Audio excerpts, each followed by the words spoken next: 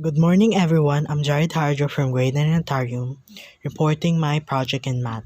My project in math is about solving quadratic equations by extracting square roots. What is a quadratic equation? In algebra, a quadratic equation is any equation that can be rearranged in standard form, where x represents an unknown and a, b, and c represents known numbers where a is not equal to 0. If a is equal to 0, then the equation is linear, not quadratic, and there is no term. Solving quadratic equations by extracting square roots. Quadratic equations that can be written in the form x squared equals k can be solved by applying the following properties. If k is greater than 0, then x squared equals k has two real solutions or roots. X is equals to positive or negative square root of k. If k is equals to 0, then x squared equals k has two real solutions or roots. X is equals 0. If k is less than 0, then x squared equals k has no real solutions or roots.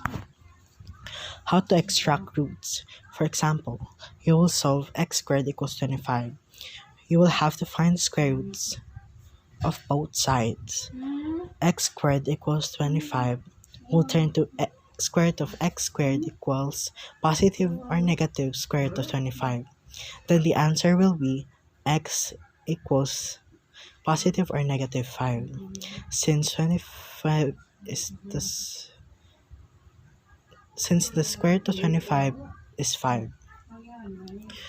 What if it's not a perfect square? For example, you're given x squared equals 24. How will you solve it? First, find the square root of both sides. It will turn to square root of x squared equals positive or negative square root of 24.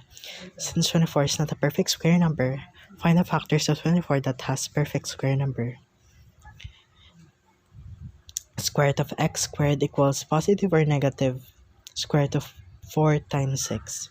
4 times 6 is the factors of 24 that has a perfect square number.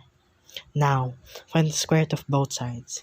The answer will be x is equals to positive or negative 2 square root of 6. Square root of 6 will remain because it's not a perfect square number. What if we got a more complicated equation? What if you're given an equation like this? 2 times the quantity of x minus 4 squared equals 50. First, you need to remove 2, so you will divide by 2. So the answer will be quantity x minus 4 squared equals 25. Since 50 divided by 2 is 25. Now that you done that, find the square root of both sides. So the answer is x minus 4 equals positive and negative 5. After finding the square root of both sides, you will find the roots or the real solutions. X minus 4 equals 5. You will move the negative 4 to the right, so it will turn positive. X is equals to 4 plus 5, and now the answer is 9. X is equal to 9. Now x minus 4 equals negative 5. Move the negative 4 to the right, so it will turn positive. X is equals to negative 5 plus 4, and then x is equals to negative 1. What if you got not complicated, not squared quadratic equation? What if you're given quantity 2x minus 6 squared equals 90? First, get the square root of both sides.